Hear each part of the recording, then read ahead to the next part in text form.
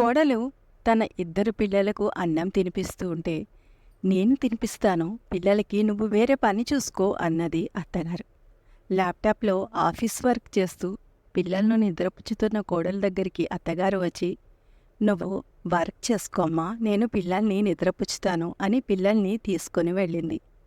ఆ కోడలు ఎంతో సంతోషించింది తనకు ఇటువంటి అత్తగారు దొరికినందుకు.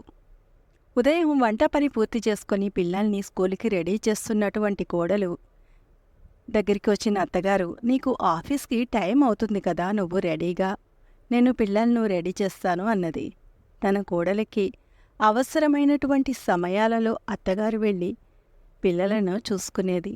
అర్థం చేసుకునే అత్తగారు ఉండడం వలన తనకు ఇంత అదృష్టం అని ఆ పిచ్చి కోడలు ఎంతో సంతోషించింది. ఆఫీస్ నుంచి అలసిపోయి వచ్చిన తన భర్త విడాకుల పత్రం చేతికి అందించాడు. ఆమె షాక్ అయింది.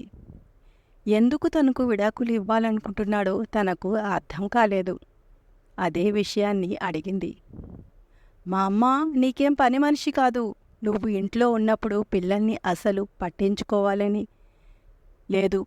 తినిపించడం, స్నానం చేపించడం, నిద్రపుచ్చడం, స్కూల్కి రెడీ చేయడం వంటివి అన్నీ మా అమ్మే చూసుకుంటుంది. మా అమ్మ ఏమన్నా వాళ్ళకి ఆయానా? నువ్వు ఇంట్లో పనులు కూడా సరిగ్గా చేయవు. ఏమన్నా ఉంటే ఆఫీస్ పని ముందే తీసుకొని కూర్చుంటావు. మా అమ్మే చేస్తుంది. మా అమ్మాయి ఏమన్నా ఇంట్లో పని మనిషా? నువ్వు ఆఫీస్కి వెళ్ళాక మా అమ్మ ఏడుస్తూ రోజు నాకు చెబుతుంది, నువ్వు తనను ఎంతలా అవమానిస్తున్నావో, ఎంతలా పనులు చెప్తున్నావో, ఒక పని మనిషిలా అనుకుంటున్నావు అని ఆమె నాకు అన్నీ చెప్తూనే ఉంది. ఇంక చాలు, నీతో నాకు వద్దు. మా అమ్మ తమ్ముడి కూతురు ఉంది, నేను ఆమెను వివాహం చేసుకుంటాను. పిల్లలు మా అమ్మాయికి బాగా దగ్గరయ్యారు. వాళ్ళు అమ్మను విడిచి ఉండలేరు, కాబట్టి పిల్లలు నా దగ్గరే ఉంటారు. నువ్వు నాకు విడాకులు ఇచ్చేసి ఇక్కడ నుండి వెళ్ళిపో అన్నాడు. ఆ మాటలకు ఆమెకు ఏం చేయాలో అర్థం కాలేదు. ఒక్కసారిగా కుప్పకూలిపోయింది. తను ఎన్ని రోజులు ఎంతో అదృష్టవంతురాలిని అని, ఇంత మంచి భర్త అర్థం చేసుకునే అత్తగారు దొరికారని ఎంతో సంతోషించింది.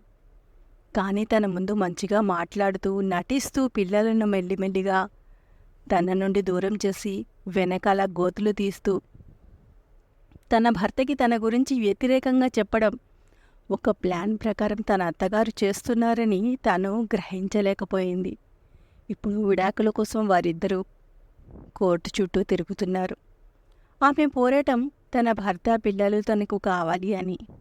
అమ్మ మాటలు బాగా ఎక్కించుకున్న భర్త మాత్రం తనకు భార్య వద్దు అని కోర్టు చుట్టూ తిరుగుతున్నారు. ఇది ఒక సిస్టర్ జీవితంలో నిజంగా జరిగిన సంఘటన. ఎవరిని ఎక్కువగా నమ్మకూడదు. మీ పిల్లల బాధ్యత మీదే.